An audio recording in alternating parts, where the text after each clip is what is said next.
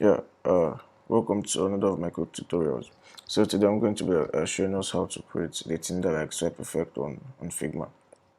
So here I've created my two card components, and I have my home page. So in my home page I've created two frames, labeled left and right, and both of them I've reduced their pass-through to 0, and I've logged the frames.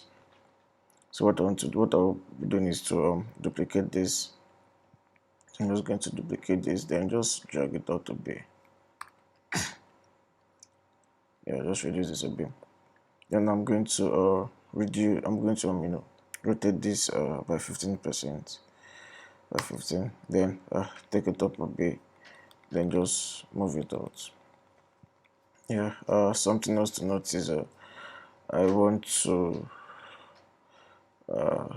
Okay, so I want when it's done, I want this to. So I want the knob to be visible. Yeah, so as you're swiping out, you should see the knob. Then for this, I'm just going to rotate this, make this 15 also, or make this minus 15 instead. Take it up a bit, take it outside. Then I'm going to also make the like label visible. We're going to make this 100. I'm just going to, move it out a bit outside of the frame.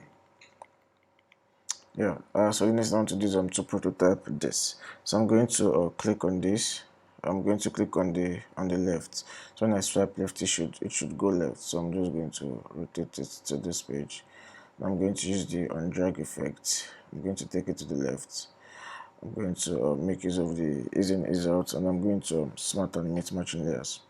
I'm going to do same for the right. So when I'm dragging to the right, it just goes to the other side. And let's make this on drag effect, same interactions, and then I'm going to play this. Let's see how it turns out. My internet is quite terrible, so sorry. Yeah. Okay, so this is our screen. So let's see. Okay, yeah, perfect. Let's